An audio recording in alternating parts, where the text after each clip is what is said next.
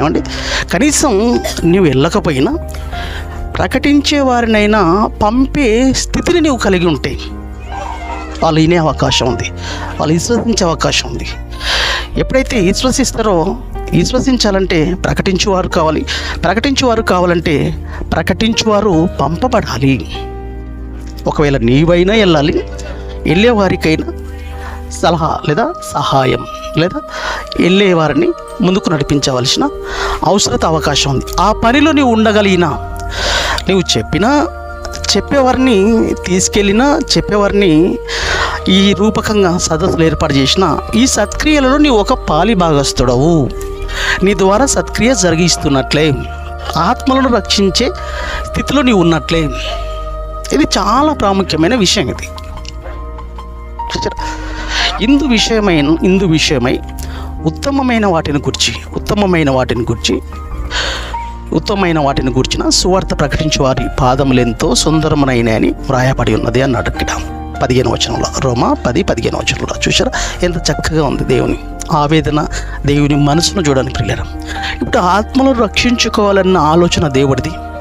ఆత్మలను రక్షించడానికి తన పిల్లలు పనిగట్టుకొని సర్వలోకానికి ఈ సువార్తను తీసుకుపోయి ప్రకటించే వారుగా ఉండాలన్నది దేవుని యొక్క ప్రధానమైన ఉద్దేశం.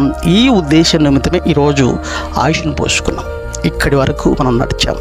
ఇక్కడి వరకు కావలసిన సదుపాయాలను సమకూర్చడం వెనకాల ఉన్న ప్రధానమైన ఉద్దేశం అనేక ఆత్మల భారం కలిగి ఆత్మలు రక్షించడంలో దేవుని వాక్యాన్ని చేతబట్టుకొని సమాజంలోనికి వెళ్ళాలి. ఆలోచించారు ప్రియులరా, ఒక ఆత్మ రక్షించబడడం అనేది చాలా కష్టమైన సంగతి అండి. చాలా కష్టమైన విషయం లేదా చాలా కష్టమైన ఆలోచన ఒక ఆత్మ రక్షించబడాలంటే. ఎందుకంటే ఒక ఆత్మకు లేదా ఒక వ్యక్తికి సువార్త ప్రకటించి వచ్చావంటే, సువార్త ప్రకటించినంత మాత్రాన ఆ వ్యక్తి రక్షణలోనికి వచ్చేశాడు, రక్షింపబడ్డాడు అనుకుంటే పొరపాటు.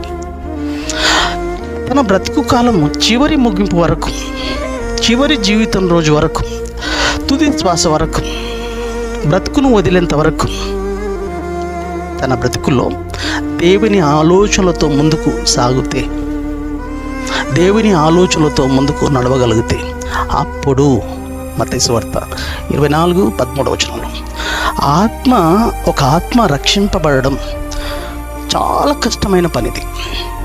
ఎంత కష్టమైన పనో మనం చూడగలిగితే ప్రియులరా, ఎంత కష్టమైన పనో. మత్తయి సువార్త 24:13 వచనంలో అంతము వరకు సహించిన వాడెవడో వాడు రక్షింపబడ్డాడు.